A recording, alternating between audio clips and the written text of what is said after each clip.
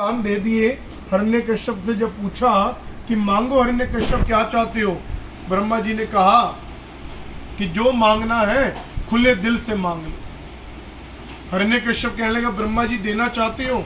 बिल्कुल देना चाहता हूं कि मुझे अमर बना दो, मेरी मौत ना हो, मुझे अमर बना दो। ब्रह्मा जी कहने लगे कि भाई अमर तो इस संसार में आज तक भगवान भी नहीं हुए, तो तू कैसे अमर हो सकता है? कि अमर तो कोई भी नहीं हुआ, हर किसी ने एक ना एक दिन जाना है। कि नहीं, मुझे तो यही वरदान चाहिए, मुझे अमर होना है। ब्रह्मा जी ने कहा कि चल, मैं तुझे अमर तो नहीं बना सकता, लेकिन अमर संतुष्टि के कुछ वरदान दे देता हूं जिससे लगेगा तू अमर है।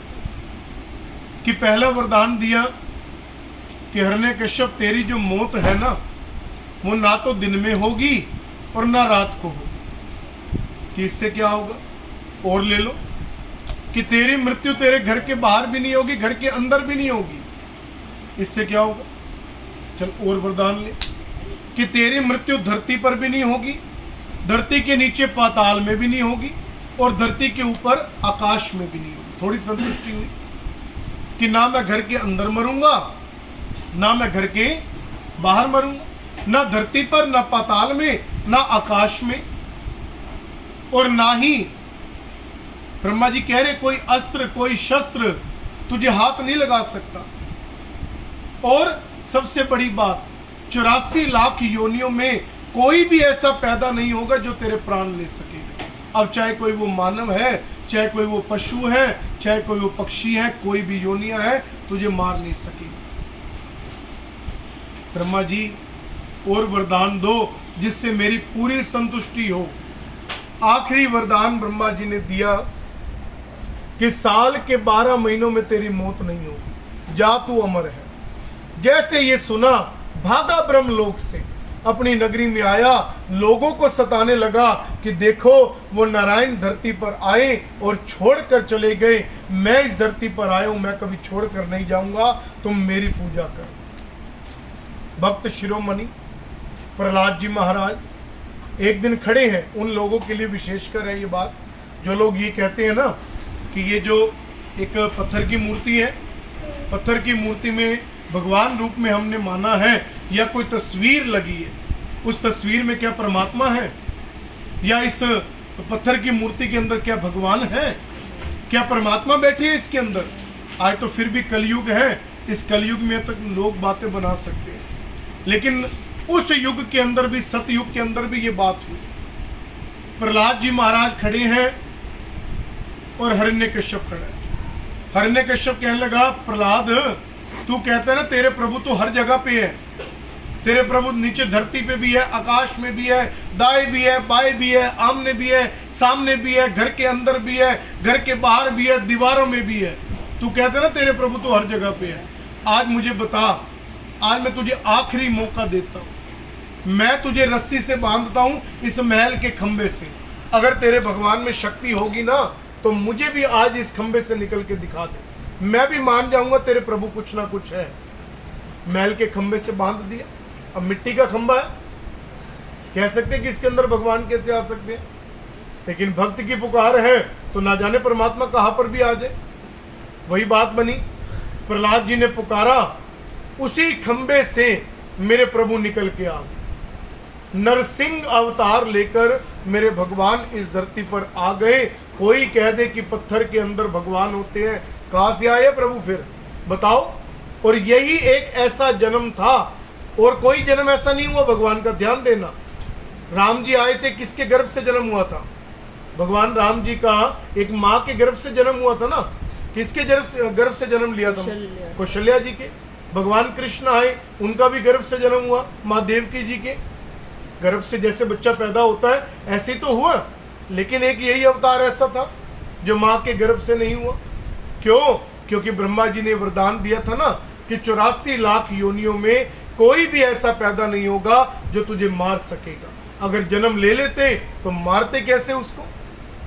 इसलिए ये प्रकट हुआ अवतार था, किसी माँ के गर्भ से हुआ ये अवतार नहीं था, प्रकट हुआ। अब मनुष्य भी नहीं बनना था और कोई पशु भी नहीं बनना था, इसलिए भगवान ने आधा नर जोड़ा और आधा सिंह जोड़ा, नरसिंह अवतार दिया।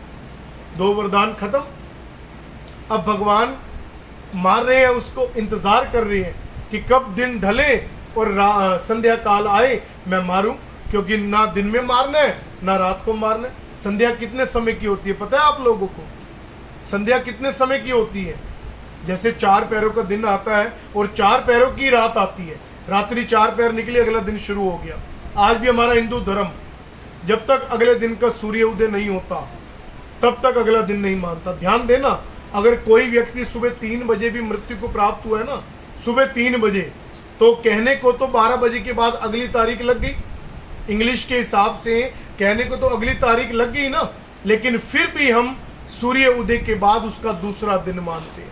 क्यों? क्योंकि हमारा हिंदू धर्म जब तक सूर्य उदय नहीं होगा तब तक अगला दिन नहीं माना जाता। आज भी इस तुलना को हम आगे बढ़ा रहे हैं। और कहां से चलती आई? सतयुग से।